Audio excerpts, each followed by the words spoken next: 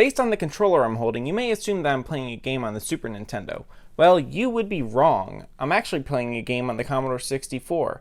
What's even cooler is it's a game that came out in the year 2021, long after Commodore went out of business. That game, Attack of the Petscii Robots. Now, I know what you may be thinking. Why is there a new game for the Commodore 64 in 2021? Well, first of all, this game isn't just for the C64. It also runs on the PET, the VIC-20, and there's a version for the Apple II family of computers. But as for why it exists, that's due to the popular YouTuber, the 8-Bit Guy. He's previously released games for other older systems, such as Planet X2 on the Commodore 64 and Planet X3 for MS-DOS, which you may have seen sitting behind me here for a while. Planet X2 and Planet X3 are real-time strategy games where you control tanks and other vehicles on an alien planet as you try to destroy the aliens. Now, those two games are really fun, but the 8-Bit Guy decided he wanted to do something a little different. So he began work on a game with the intention of it being an action puzzle game for the Commodore PET. As he developed the game, he decided to also make versions for the C64 and the VIC-20, as most of the code would be essentially the same. The result was Attack of the Petscii Robots.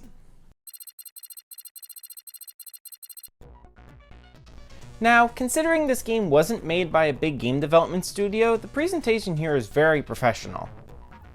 Everything comes in a nice quality box with some fantastic artwork. On the back, we get a little bit of a story which tells us that in the future, robots will attempt to take over human settlements on distant planets. We also get screenshots of the different versions of the game which look really nice. Inside the box, we get the game on a 5¼ floppy disk, the manual, and this little circuit board. This is one of the more unique aspects of this game. This board allows us to play the game using a Super Nintendo controller on the PET, VIC-20, or the C64. Taking a look through the manual, you can tell a lot of care and time went into it. Everything is in full color and the paper itself feels very sturdy and professional. Inside we find some information about the development of the game, which is nice to see. Then we get some information about all three versions of the game and about using the Super Nintendo adapter. Then there are pages of detailed information about how to play the game, including detailed descriptions of the different items in the game and tips on how to succeed. At the back, there are maps of all the levels in the game, along with hints about how to beat each level. The whole thing is really well done, though I shouldn't be surprised as the same care and quality were put into Planet X2 and Planet X3. Between the three computers this game runs on, there's a lot of graphical options to choose from. On the PET, the game just uses text characters, and obviously it's in monochrome. Graphics are the most simple here, but they have a lot of charm, and I think the PET version of the game looks amazing. The C64 is where this game really shines. This version of the game has three different graphics modes. First is the PET mode, which uses the same monochrome text characters as the PET version. Then there's the Color Petscii mode, which uses all the same graphics as the PET mode, but with added color, which really makes the game pop. Last, we have my favorite mode, the Enhanced Graphics mode. This mode takes advantage of the C64's graphics capabilities to provide some really impressive visuals. Everything is a lot more detailed than the Petscii modes, even the grass outside the buildings. I think this is a great way to compare the capabilities of the PET to the C64. Now the VIC-20 version is interesting. Here we don't have the Petscii character version, but we do have graphics similar to the C64 Enhanced mode, and it really does look pretty good. Now, I will be honest and say that I don't love how this looks on the VIC-20, but it's not bad.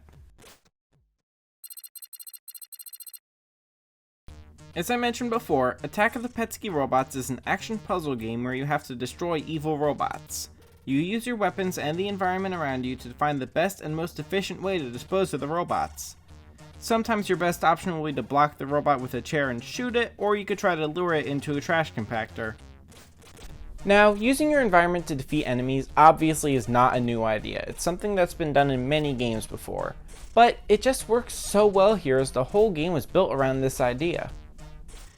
There are three different types of enemy robots. The hoverbots are the easiest to deal with. On the easy and normal difficulty levels, they won't attack you unless you attack first, and even then, they don't do a lot of damage. I usually just put a chair between me and the hoverbot and shoot it with my pistol to destroy it. The hoverbots aren't very smart, so they can't figure out how to go around the chair to reach me. Then there are the rollerbots.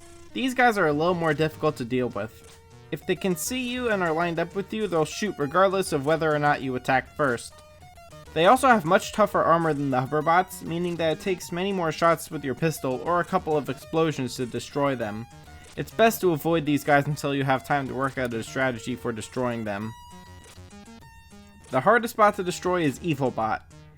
He has really tough armor, and while he doesn't have a ranged attack, if he gets close to you and hits you a few times, you're done for. Unlike the other robots, EvilBot will follow you until he's blocked by an item or a wall. Luckily, he usually starts out trapped in a room, so if you're careful not to release him early, you can take your time to work out a strategy to defeat him. This game has a large focus on exploration, as you have to search out all the bots spread across the map, and there will be items and weapons hidden everywhere. This results in a game where when you first go through a map, it can take you 20 or more minutes to complete as you have to figure out where everything is. But on subsequent playthroughs, you can complete the level faster, and it feels really good to beat your best time on a level as you feel like you're actually getting better and beginning to master the game.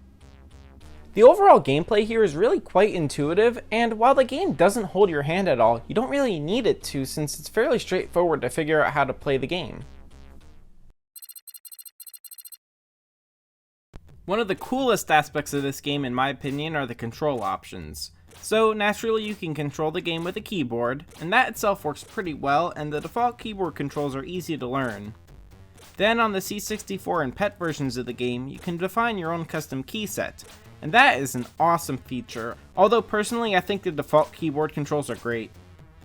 Now on the VIC-20 you can't define your own keyboard controls, but there are two key sets to choose from, which gives you some degree of customizability. But what really sets this game apart is the other control option, which works on all three versions of the game, the Super Nintendo controller. Boxed copies of this game come with a board which plugs into the user port on all three computers. This board allows you to use an SNES controller on any of these computers. And using an SNES controller in this game just feels great. As the whole game was built with this in mind, it's very intuitive. And you can't deny, it's just cool using this controller on these old computers. The Commodore 64 is well known for its SID chip, which often produces some of the coolest music a retro computer can make. And this game is no exception. The C64 version of the game has an amazing soundtrack that really energizes you as you play. Just listen, it's awesome!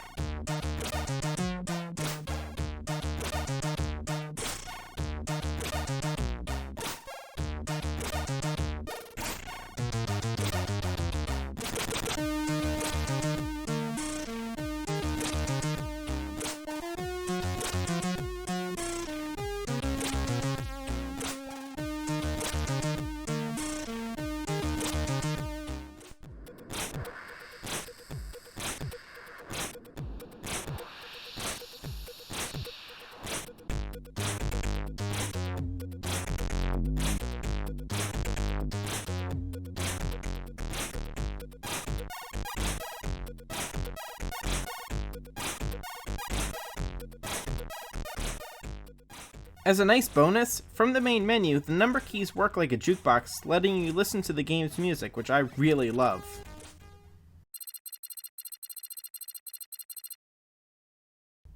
There are a lot of robots in this game that want to kill you. Luckily, you have a number of weapons and items to help you progress. The most basic weapon is a pistol. This weapon only does 1 point of damage, so it's useful for killing the hoverbots, but besides that it's really good for shooting exploding canisters, allowing you to make a large explosion that damages or destroys anything in the vicinity. The other weapon that you find is a plasma gun. Now this is pretty cool as it makes a large explosion that does 11 points of damage. This will allow you to kill the hoverbots in 1 shot or the rollerbots in 2 shots, though you gotta be careful because if you're too close to the explosion you can get hurt or even die. Now, besides those 2 guns, you do have a number of other items which you can strategically use to help you win. One of the most useful in my opinion is the Emp Generator. When used, this temporarily stuns all the robots on the screen. Now I feel using this and the plasma gun together is the easiest way to deal with many of the rollerbots, as it allows you to get off the 2 shots to kill them with the plasma gun without having to worry about getting hit yourself. The other item that I find to be really useful is the time bomb. After placing a time bomb on the ground, you have a few seconds to move away before it explodes.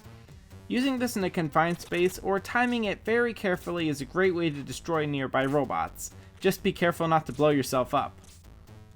You can also find medkits throughout each level, which you can obviously use to restore your health.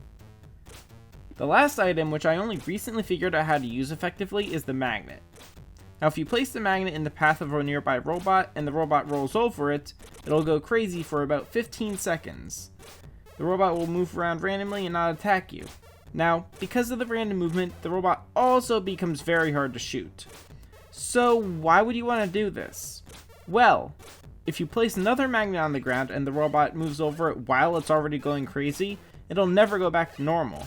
Now I've found this is probably the easiest way to deal with the evil bot in many situations. If you get him with both magnets, he's no longer a threat and you can just take your time destroying him. Now as you play, you're going to slowly learn the best times to use each weapon and item, and when you do, you really feel like you've started to master the game. Personally, it gives me a great sense of satisfaction, and it's a feeling that not many games give me. The levels are all designed in a similar manner, but they do have a good amount of variety. Each level takes place in a human base somewhere on a planet.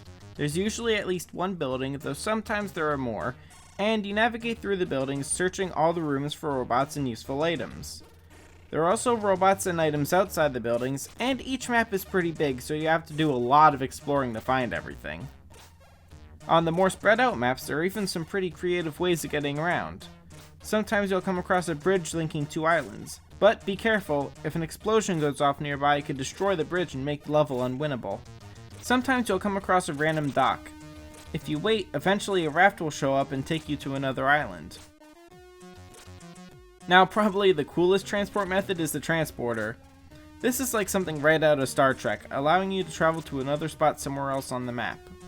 Each level is designed in such a way as there are objects around you which can be used to strategically destroy nearby robots. For instance, there happened to be a trash compactor here, and by moving this crate, this rollerbot just rolled right into it and died. The level design in this game really is very good, but I do wish that in some cases there was a little bit more variety. Even just a palette swap so things didn't look the same on each level would be a welcome change. Although I don't know if that would have been possible, as there are some limitations to programming on these old computers. So really, I love most aspects of this game. It's really well designed and it's a lot of fun, and I'm not the only one who loves it.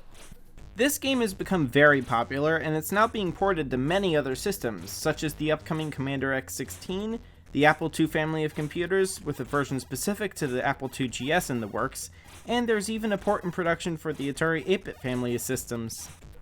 Now personally, I'm really excited for the Atari 8-bit version of the game. My Atari 800 XL is probably my favorite retro computer that I own, so I would really love to be able to play Petscii robots on it.